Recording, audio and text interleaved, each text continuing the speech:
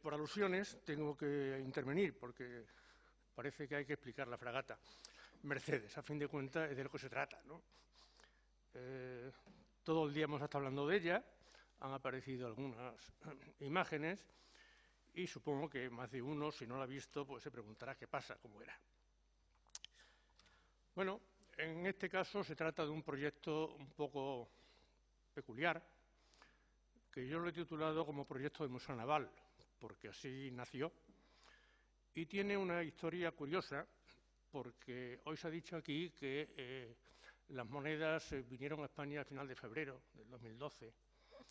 Bueno, pues el día 12 de marzo del 2012, el Museo Naval adoptaba el proyecto de hacer la fragata, con un objetivo fundamental, que era poner de manifiesto la riqueza tecnológica de la Marina Española en el 18, ingeniería naval y navegación. Y por otra parte, con la intención de descubrir cómo era la fragata. ¿Por qué esto? No se tienen planos de la fragata Mercedes. No se sabe cómo era la fragata Mercedes. Lo que hemos hecho ha sido un proyecto de investigación para justificar de manera rigurosa, creemos, lo que se ha hecho. La idea de este proyecto tenía además una componente histórica naval importante.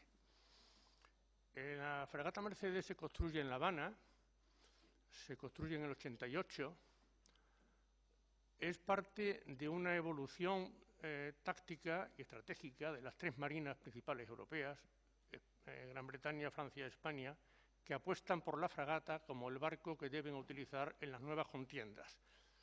Y esto surge a partir de la contienda de independencia de Estados Unidos, donde los franceses actúan, y los españoles también, poniendo en brete a los ingleses en muchas ocasiones gracias a las fragatas, no solamente en las costas americanas, sino también en las costas del Índico, donde hay combates en la India, etc. De manera que la apuesta española por las fragatas se traduce en unos prototipos, de los cuales la Mercedes es uno de ellos. Y a nosotros, como investigadores, como ingenieros navales, pues nos apetecía mucho estudiarlo. De manera que, dicho esto, el proceso siguiente ha sido la investigación. ¿Por qué? ¿Cómo era la Mercedes? Los archivos de Marina contienen bastantes documentos, del archivo del Viso de Marqués, donde se guardan primeras escrituras de los principales actores que tuvieron que ver con la construcción de la Mercedes. Concretamente, aquí está una reproducción de la primera parte de la página con la que el ingeniero constructor jefe del Arsenal de La Habana comunica a la Corona, a Valdés, que el día 15 de noviembre de 1888 ha caído felizmente al agua la fragata Mercedes y da unas inmersiones. No dice el nombre aquí, el nombre aparece en otros documentos. Esta fragata era la tercera de una serie y sale en el 88. Se empieza a construir en enero y se vota en noviembre. Y se empieza a construir en enero, como dice en otro documento, ocupando la grada de la que había salido su predecesora, la Santa Catalina, la cual se había construido durante el 87. Esa Santa Catalina era la segunda fragata, puesto que esta era la número 3, según dice. De manera que había una número 1, y esa número 1 se construyó en el 86. Para construir una fragata durante el año 86 significa que los planos tuvieron que llegar a La Habana el año 85. Y tenemos conocimiento de que esos planos, en efecto, llegaron a La Habana en el 85 de la mano de Gaspar del Villar. Gaspar del Villar era, digamos, no era ingeniero, era un técnico y era el encargado de la delineación de los planos para construir los barcos a partir de los planos del proyecto. Los barcos se hacían a partir de un plano de proyecto que era genérico, como el que hemos utilizado nosotros, y a partir de él los ingenieros de marina, ayudados por sus delineantes, elaboraban todos los detalles, todas las piezas. De manera que tenemos constancia de que Gaspar del Villar estuvo en La Habana, fue a La Habana en esta época y fue acompañando a Vicente Pló. Vicente Pló era el ingeniero jefe de Ferrol, que fue enviado a La Habana. A Vicente Pló lo sustituyó Francisco Autrán en el 88. De manera que tenemos una secuencia de personajes, de datos, de técnicos, que intervinieron en la construcción de 3 fragatas iguales, de las cuales la tercera era la Mercedes. El primer barco, la del 85, se hizo con unos planos, de manera que los planos tuvieron que ser anteriores a esa fragata.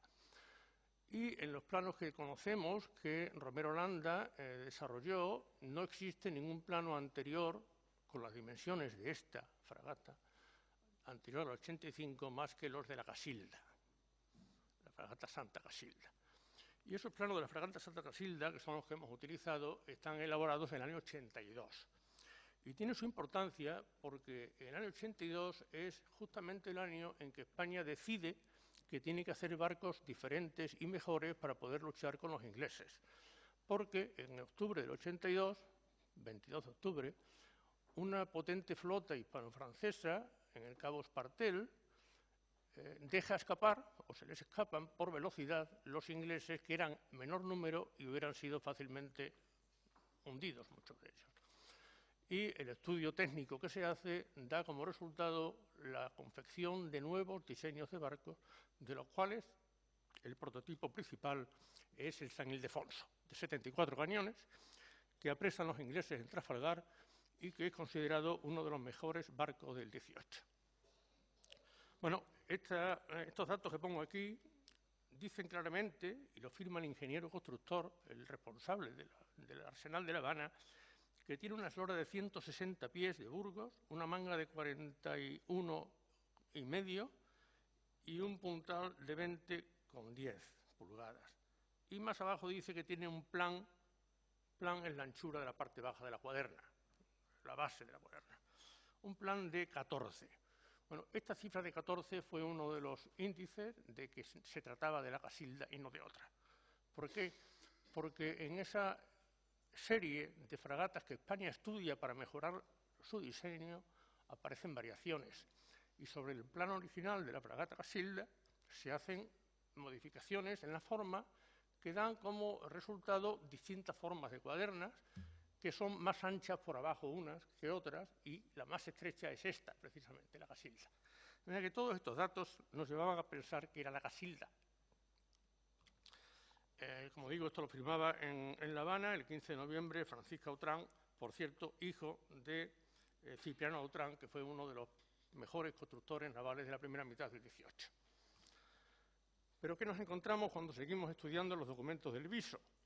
En el historial de la fragata, una serie de pliegos, aparece citada esta misma fragata y dice eslora 161 pies, no 160, 161. Y más abajo dice plan 16 y 8 pulgadas, no 14. Bueno, los que hemos hecho la mili en Marina sabemos que los documentos típicos se suelen copiar unos de otros. De manera que no es raro que un primer documento erróneo fuera copiado posteriormente. A partir de cierto momento aparecen 161 pies de eslora. Entonces, ese 161 pies de eslora no corresponde a la Casilda, corresponde a la serie siguiente a la Casilda. Es más que aquí hay una especie como de mezcla de nuevos prototipos con el anterior, de los cuales las dimensiones pueden estar bailadas.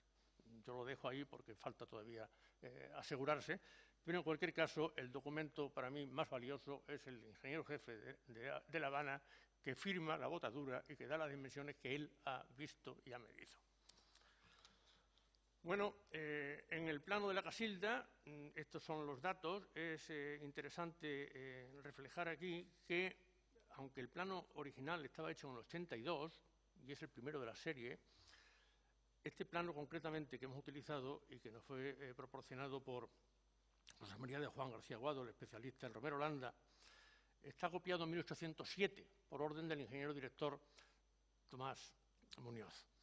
¿Esto qué quiere decir? Quiere decir que era un barco que todavía seguía vivo en tecnología, a pesar de los cambios tecnológicos que ha habido durante estos años, que dan lugar al orden de 6 o 7 distintos tipos de fragatas. La otra justificación para decir que esta fragata era la Casilda, que la Mercedes había hecho con los planos originales de la Casilda, digámoslo así, porque luego en La Habana pudieron hacer otra cosa, es que en todas las pruebas de navegación que hay documentadas era peor que la Asunción, era peor que la Clara en ciertos tipos de vientos, y eso coincidía con la Casilda y la Mercedes. Bueno, esta es la forma de la sección transversal que representa los cortes transversales separados del orden de 100 pulgadas unos de otros. En la parte de la derecha aparece la proa y en la parte de la izquierda aparece la popa y a la derecha se ve la popa. Están todos en medidas de pies de Burgos, que era la medida española, 276,8 milímetros actuales, y dividido en 12 pulgadas de Burgos, 23,22 milímetros actuales. Y esto nos llevó a una primera decisión, que fue adoptar como medida del modelo una escala anómala, para lo que se suele utilizar en modelismo, que son 1,24, 1,48 por aquello del 12, como sus múltiplos del pie, y utilizamos el 23,22. ¿Por qué? Porque todos los documentos que teníamos que consultar de esta época están reflejados en pulgadas y nos ahorraba todo tipo de cálculos. De manera que 1 pulgada, 1 milímetro, y se acabó la discusión. Visto esto, nos faltaba demostrar que era aplicable el reglamento que existía desde el año 84 y que había elaborado Romero Landa precisamente a partir del 82, en este estudio de cambio tecnológico que comentaba antes. El reglamento lo tenemos, es este, da todas las piezas, la forma de las piezas que había que ir a buscar al monte en roble para acopiarlas al astillero y las da con unas medidas suficientes como para poder elegir los árboles, marcarlos y reservarlos con el número de la pieza que ahí pone. Esto es una tecnología que venía de Francia y que introdujo Jorge Juan en el año 52 y que a partir de entonces se ha utilizado en España siempre, de manera que cada pieza tenía un número. Así la 183 siempre era la varenga número tal y correspondía a la cuaderna tal. Ahora, este reglamento era aplicable a la fragata. El reglamento dice concretamente que es para fragatas de 36 cañones o más. De nuevo, yo quiero creer que es una publicación a la que se le hizo cierto caso, pero que fue aplicable a la de 34. Y lo primero que hubo que hacer fue comprobar que en efecto era aplicable a la Casilda. Entonces lo que hicimos fue recortar todas las piezas que correspondían a todas las cuadernas de la fragata de 34 cañones, según el reglamento, de 36, perdón, según el reglamento, ponerlas sobre el plano a la misma escala de la Casilda y ver si coincidían o no, y en efecto coincidían.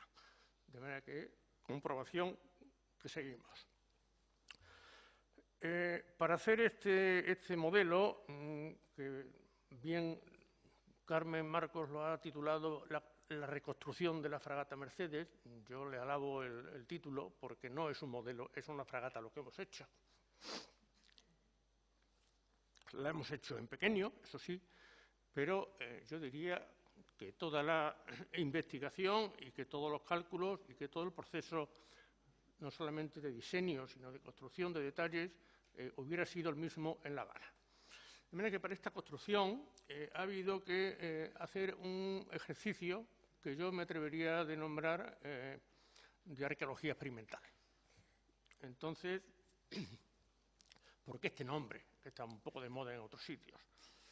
Bueno, hace como 15, no más años, tuvimos otro proyecto, el de la Capitana del Mar Océano, que está en Museo Naval.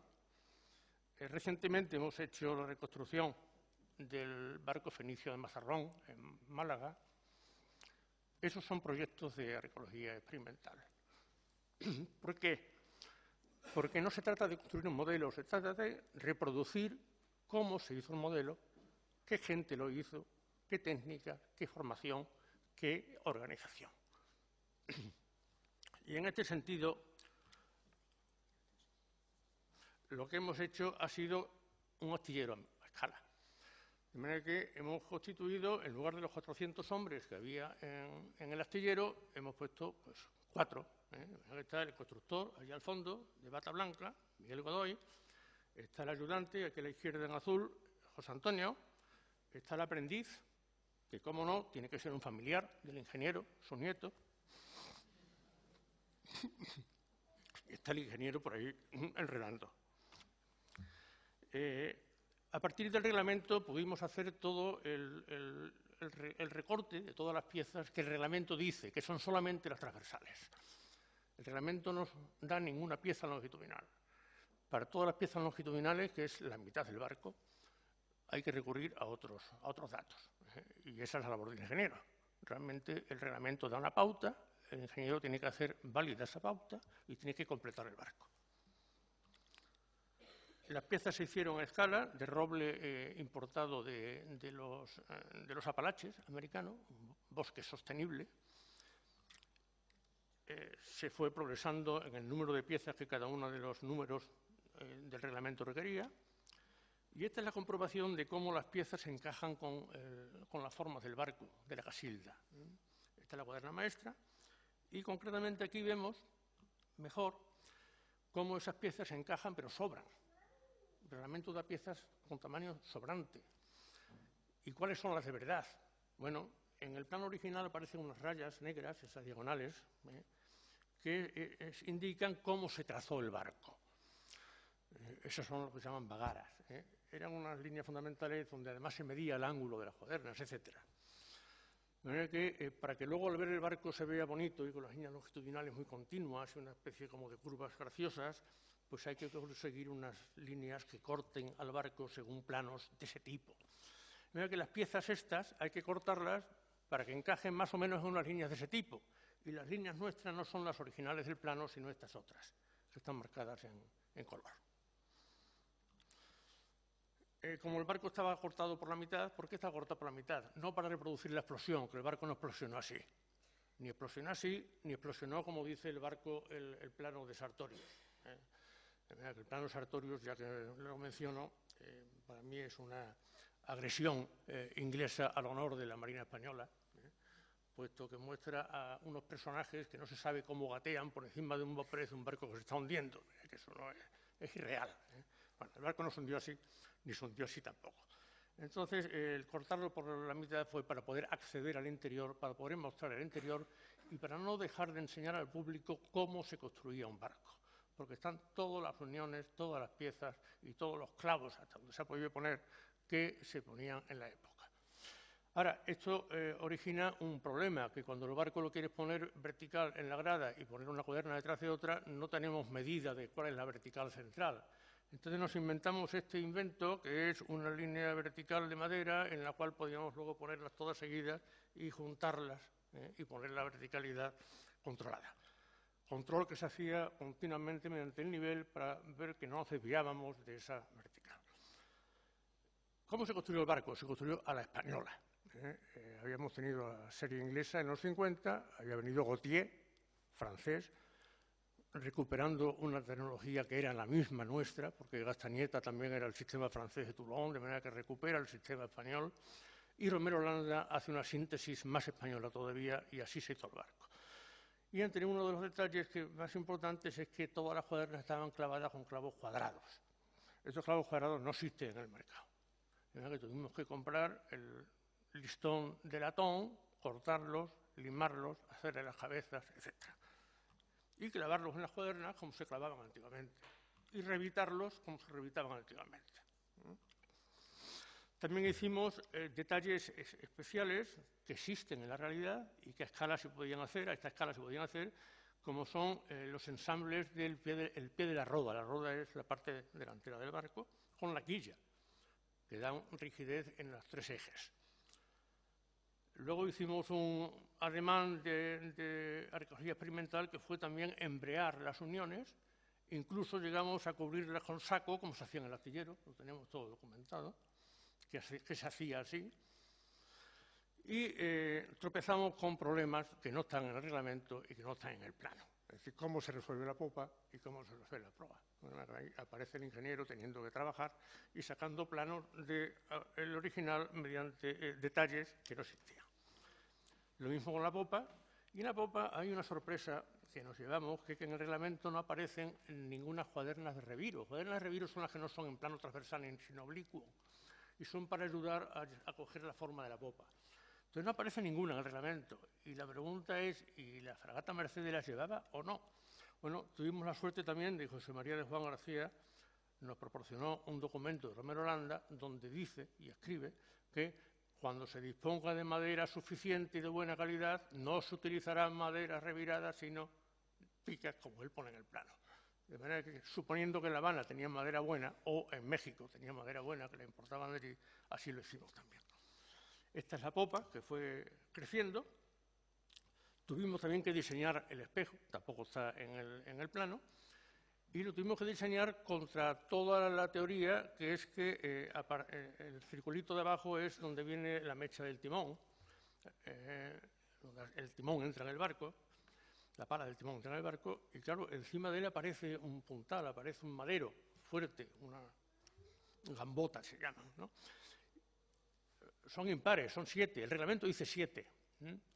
Entonces, si uno estudia la evolución de las popas inglesas y francesas en esta época del 18, observa cómo hay una cierta preferencia, no era genérica, pero hay una cierta preferencia de los ingleses por un número par de gambotas y de los franceses y españoles por un número impar.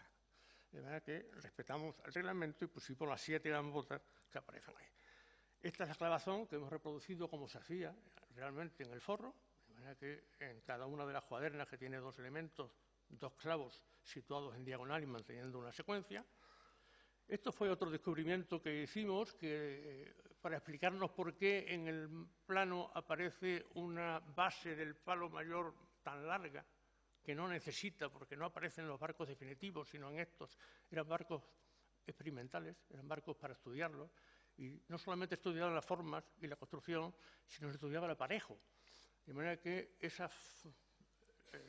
tamaño tan grande de la carlinga del palo mayor, donde el palo mayor entra, es grande porque permitía moverlo hacia proa o esa popa, de manera que el palo fuera más a proa o más a popa, 1 pie, 2 pies, dependiendo. De manera que son experimentales para estudio del aparejo.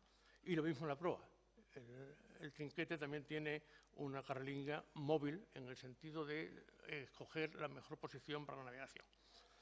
Esto sería una vista del interior donde ya aparecen los elementos longitudinales con la escala de un personaje de la época, un poco reproducido. Decidimos al final no hacer todos los monigotes posibles porque era complicado. Esto es otra cosa que no viene en el plano, pero que existe según la documentación de la época, que es la caja de las balas, a la cual se accedía a partir del sollado. Estas son las vitas, también con el detalle de los cáncamos. Toda la complejidad de las curvas del entrepuente entre sollado y cubierta mayor, cubierta principal. La media luna donde va la cabeza de la caña del timón también funciona en el modelo.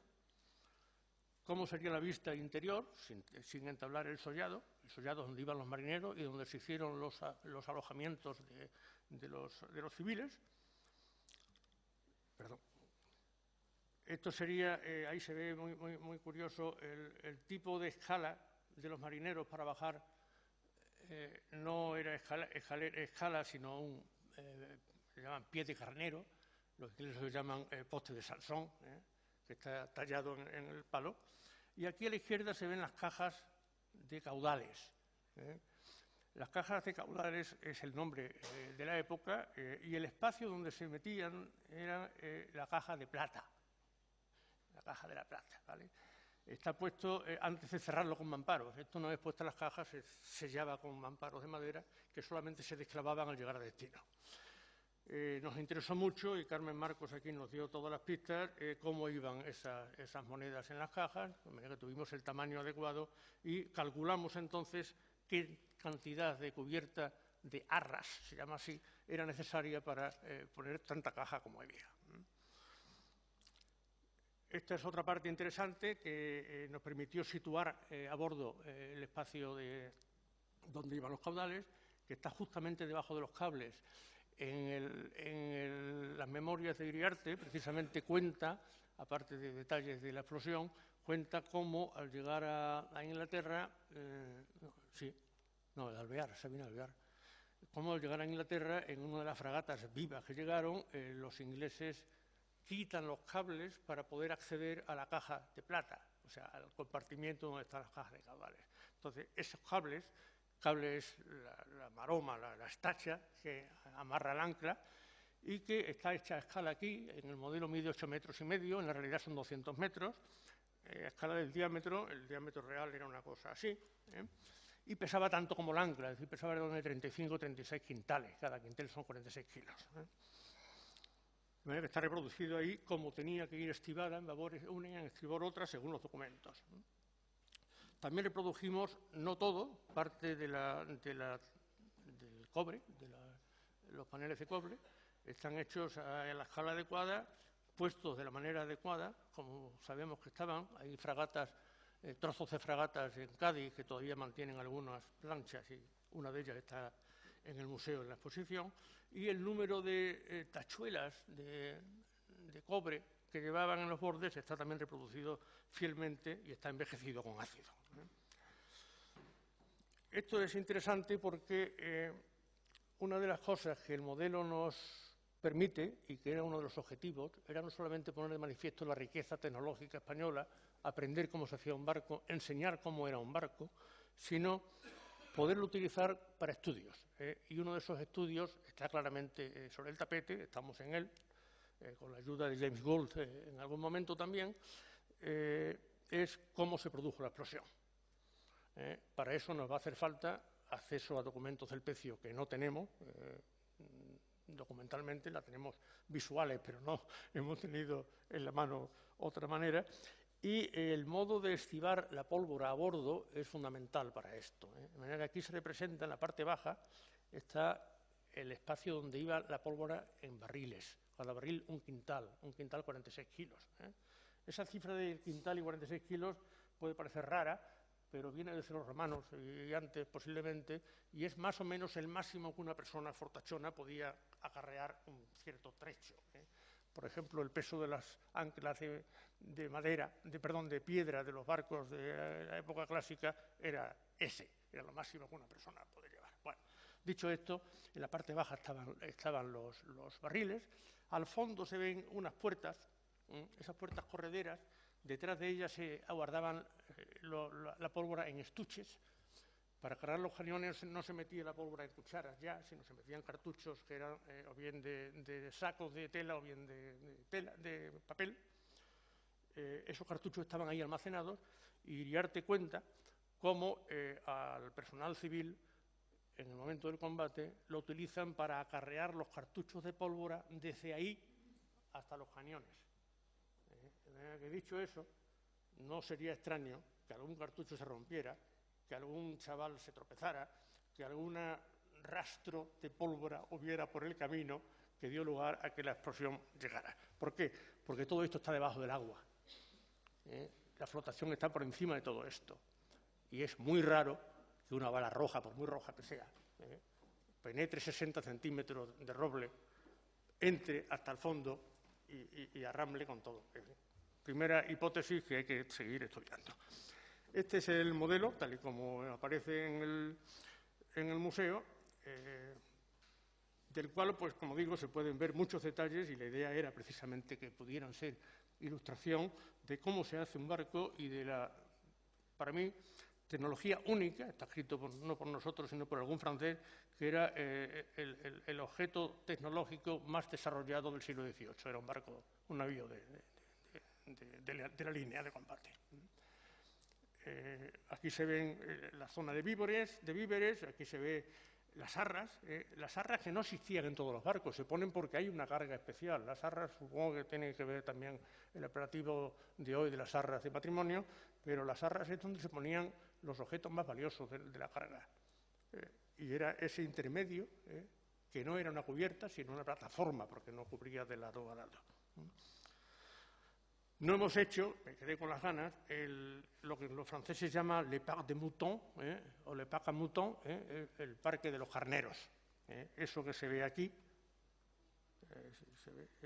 esto que se ve aquí, este cuadrado de aquí, que está debajo de la cubierta de los cañones y que está encima de la bodega. Aquí debajo están los barriles de agua, aquí es donde estaban los carneros vivos.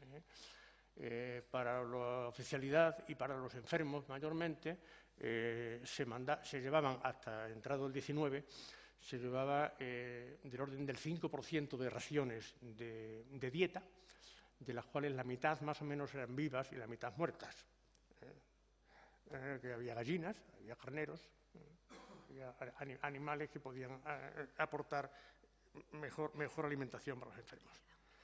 Termino con esto. Esto es la sección, me habían dicho que la pusiera. Entonces, esta es la sección que hemos supuesto y que es una sección irreal.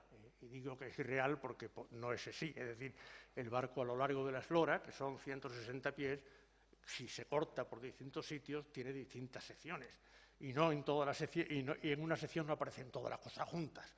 Aquí aparecen las culebrinas, aparecen las piedras, aparecen los lingotes de cobre, aparecen distintos tipos de barriles, aparecen las cajas de caudales, aparecen cajas de víveres, aparece aquí a la derecha los sacos de la quina, aparecen los cables, aparecen cajas de otras cargas. Esto es una sección ecléctica, diría yo, de lo que el barco podría haber llevado. No obstante, muestra muy bien la solución que un barco de estos tenía, que es que iba atiborrado. Hoy diríamos que iba abarrotado, de nuevo una palabra naval, porque abarrotado significa cargar el barco hasta los barrotes, que son los baos que están en la cubierta. ¿De acuerdo?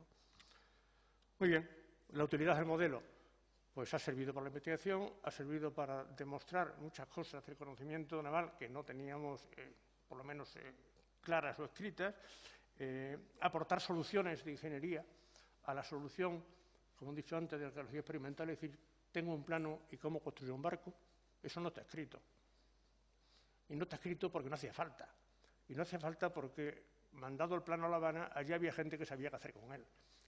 ¿De acuerdo? Entonces lo que aquí se escribían eran otras cosas.